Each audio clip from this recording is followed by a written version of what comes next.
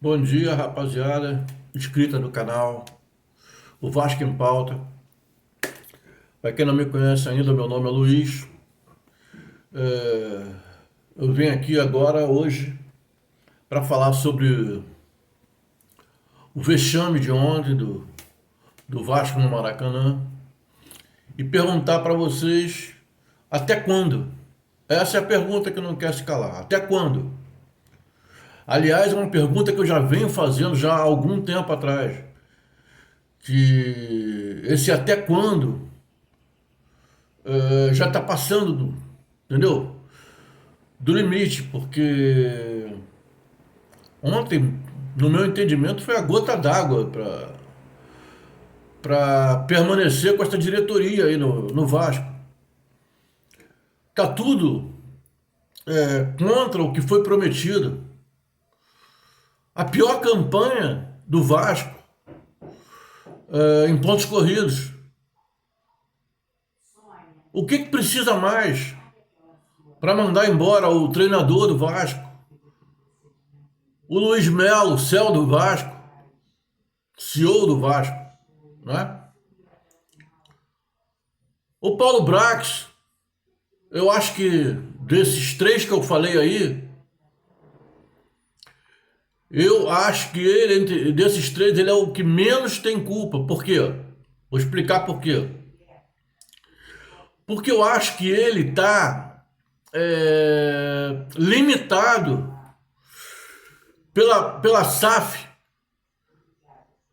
nas contratações do Vasco. A SAF não tem dinheiro.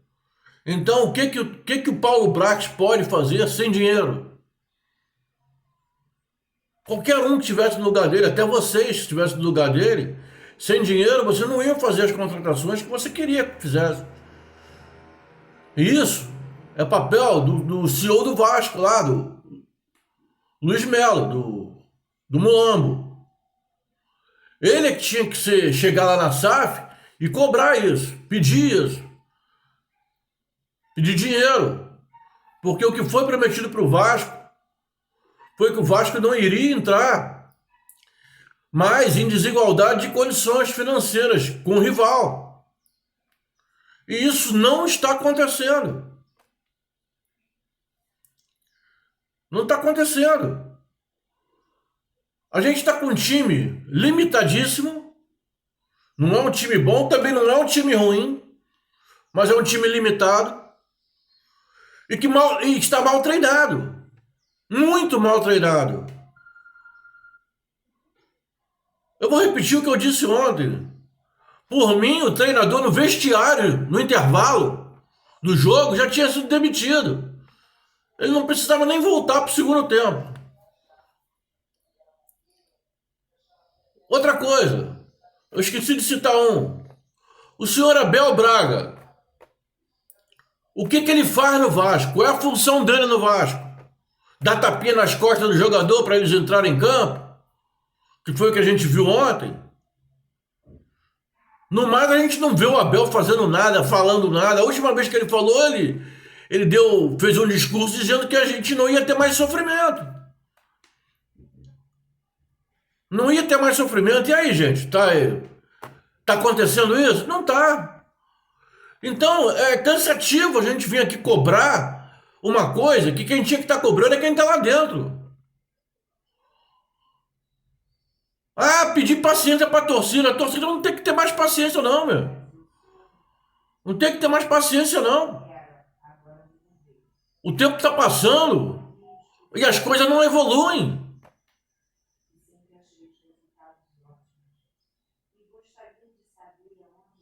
É isso que está acontecendo. Aí vem falar porque a torcida fez isso, fez aquilo outro. Tudo isso é fruto dessa gestão mal feita dentro do Vasco da Gama. Ninguém cobra ninguém. Todo mundo é amiguinho de todo mundo. Eu não estou aqui criticando, por exemplo, a, a forma que o Vasco jogou ontem com três zagueiros, por exemplo, o esquema tático do Vasco com três zagueiros. Eu questiono Eu acho até que o Vasco poderia jogar com três zagueiros, sim. Mas não da forma que jogou, mal treinado. Porque essa forma com três zagueiros, gente, se você não treinar exaustivamente, não funciona como não funcionou ontem. A gente viu ontem, por exemplo, todo mundo pediu o Orediano. O Orediano entrou de titular. Só que ele entrou numa queimada do caramba. Por quê? Porque ele teve que procurar posição para jogar, porque ele mesmo não sabia o que ele fazia em campo. Eu vi o Orejano jogando no meio campo, eu vi o Orejano jogando pela ponta esquerda, eu vi o Orejano jogando marcando na cabeça de área, lá na meia lua da área. Ele lá marcando na lateral direita. Quer dizer, assim você queima um jogador. Você queima um jogador porque é um jogador que não tem essas características, pô. O cara tá inventando. Por que que ele não jogou? Porque o lateral direito, que é o Pumita, ele não jogou de lateral direito, ele jogou de ponta direita, gente. Ele estava jogando, se vocês observarem o jogo, o tempo do jogo, ele estava jogando na frente do Orejano, cara. Não é assim, gente. O ala não é ponta. O ala, ele tem mais liberdade para atacar, mas não é para ficar lá enfiado, espetado. Ele ficando espetado, você perde a jogada de ultrapassagem do lateral, chegando por de trás e ultrapassando, por exemplo, o Orediano. Então não teve isso, entendeu? Então quer dizer, isso aí são coisas mal treinadas. E outra coisa, gente, esse centroavante do Vasco, ele é muito ruim, cara. Ele é muito fraco, muito lento. É muito lento. Ele tem 1,93 m, gente. Ele não consegue sair do chão para cabecear uma bola, cara. Porra, pra vocês terem uma ideia, aquele Rony, atacante do Palmeiras, que é baixinho, sobe muito mais do que ele, cara. Ganha muito mais bola na cabeça do que ele. E no chão é aquela lentidão que todo mundo já tá cansado de ver, pô. É um jogador caro que é improdutivo. A bola não chega nele, não sei o que. Gente, o Cano na Série B, a bola não chegava nele, mas quando chegava ele botava pra dentro. Ontem nós vimos ele com duas chances de finalização de cabeça e ele fez duas jogadas ridículas. Uma cabeceou com a cara, deu uma carada na bola, sozinho e jogou pra fora. E a outra ele deu a desculpa que tocou pro Alex Teixeira, que não tocou nada, ele cabeceou foi mal, pô. Cabeceou foi mal. É fraco, é lento, improdutivo. Esquema tático ruim, mal treinado. Mal treinado. E vou te dizer mais. Ontem, a sorte é que o Flamengo no segundo tempo tirou o pé. Porque se não tira o pé, filho, ia ser uma goleada histórica, com certeza. Com certeza. Eu avisei antes. Eu falei antes. Eu falei antes do jogo. Meu placar pro jogo foi Flamengo 2-0. Porque é muito desigual um time do outro, cara.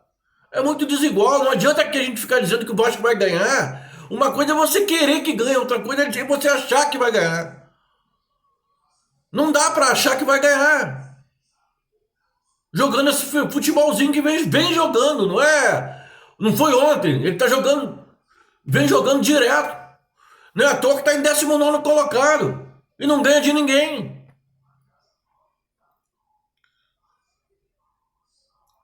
Então essas coisas todas é que faz voltar a pergunta: até quando a gente vai ficar com esse treinador, esse CEO, com o Abel fazendo o que lá dentro? Queria saber o que o Abel faz lá dentro. Porque tem que justificar, cara. As pessoas não falavam que a SAF ia entrar no Vasco e a SAF era uma empresa e a empresa exige resultado. E cadê? Que está exigindo o quê? Qual o resultado que eles estão exigindo? Estão exigindo porra nenhuma também, pô.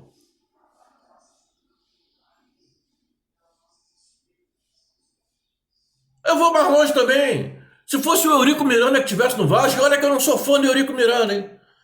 Se fosse o Eurico Miranda que estivesse no Vasco, esses caras já não estavam lá há muito tempo, cara. Muito tempo. Mas a gente tem que falar a verdade. Não estavam lá há muito tempo. Agora a gente vai projetar os outros jogos que vem pela frente com essa mesma diretoria, com a mesma comissão técnica. Qual a projeção que a gente vai fazer, gente? Otimista? Não dá para fazer uma projeção otimista. Não dá. Infelizmente, a torcida tem que cobrar muito. Eu não digo fazer o que fizeram ontem, soltar morteiro dentro de São Januário, papapá. Tá, isso não justifica. Mas a cobrança tem que ser intensa. E dura, e dura, e dura. Eu acho que se quer soltar morteiro, vai soltar lá na porta do Salgado, na porta do CEO, entendeu? Na porta desses caras que são os maiores culpados. E não em São Januário, que não tem culpa de nada, os funcionários que lá trabalham também não tem culpa de nada, os jogadores que moram lá também não tem culpa de nada. Tá entendendo? Bota a faixa lá, beleza, bota a faixa, né? Com palavra lá, pedindo a saída. Agora, pô, soltar morteiro lá dentro, canhão de foguete, não é legal, entendeu? Agora, vamos projetar o jogo do Vasco para saber o que a gente acha que vem pela frente. Vai pegar o Internacional lá no Sul. Próximo jogo do Vasco. Cara, o que a gente pode esperar desse time jogando contra o Internacional no Beira-Rio? Olha, a minha resposta é a seguinte: a gente não pode esperar nada desse time jogando contra qualquer time desse Campeonato Brasileiro Série A. Não precisa ser o Internacional fora de casa, não. Contra o Coritiba em casa, contra o Cuiabá em casa. Gente, vai ser sofrimento também, jogando dessa forma que tá jogando, com esse mesmo esquema, com esse mesmo treinador. Entendeu? Vai ser sofrimento. É por isso que eu fico aqui, um pouco exaltado, porque a gente não vê os caras fazer o que tem que ser feito, que é mudar tudo. Ah, eles falam lá na entrevista de mudança de rota. Porra, então que mude a porra da rota, cacete. Que mude a porra da rota logo. Vai esperar até quando para mudar essa rota? Que tá errado, todo mundo sabe que tá errado. Então, gente, ó, é muito decepcionante vir aqui falar sobre isso. A gente não passar uma esperança pro torcedor vascaíno, mas é o que eu penso disso. É o que eu estou vendo disso. Aliás, é o que eu acho que a maioria está vendo isso. E tem muita culpa também, esses caras que ficaram passando pano lá no início e continuam ainda passando pano. Vocês podem não acreditar, mas tem gente ainda que está passando pano, dizendo que isso é um processo a longo prazo. Longo prazo é o cacete, rapaz. Longo prazo é o cacete, já tá, pô. Abre o olho, meu. Tá dormindo, pô? Tá dormindo, pô? Tá enxergando outra coisa que todo mundo tá vendo, pô? Lugar de processo é na justiça, não é dentro do Vasco, não, pô.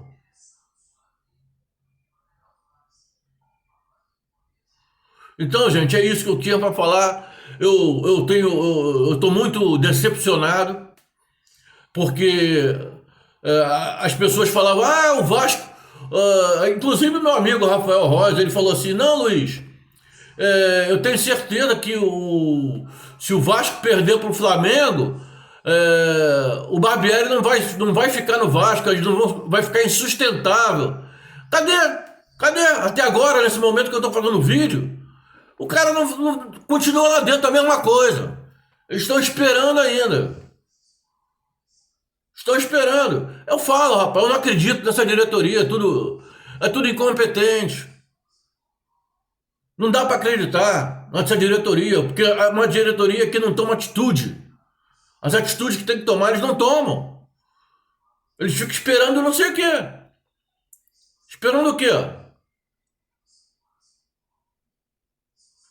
Então, gente, é isso aí que eu tinha para dizer. Vamos aguardar, né, os próximos capítulos da novela, torcendo que essa novela tenha capítulos melhores, né? Porque é o que a gente quer, é o que a gente espera, é o que o torcedor quer. Nem assistir entrevista coletiva, porque entrevista coletiva de treinador depois de jogo, gente, é blá blá blá. Eles nunca falam o que o jogo tá dizendo, o que aconteceu no jogo, eles nunca enxergam as merdas que eles fizeram, entendeu, cara? Vão lá e falam um monte de abobrinha, então eu já tô calejado, eu nem assisti. Olha que eu gosto de assistir entrevista coletiva para saber o que os caras vão dizer, mas olha, o discurso é sempre o mesmo, cara, não muda nada.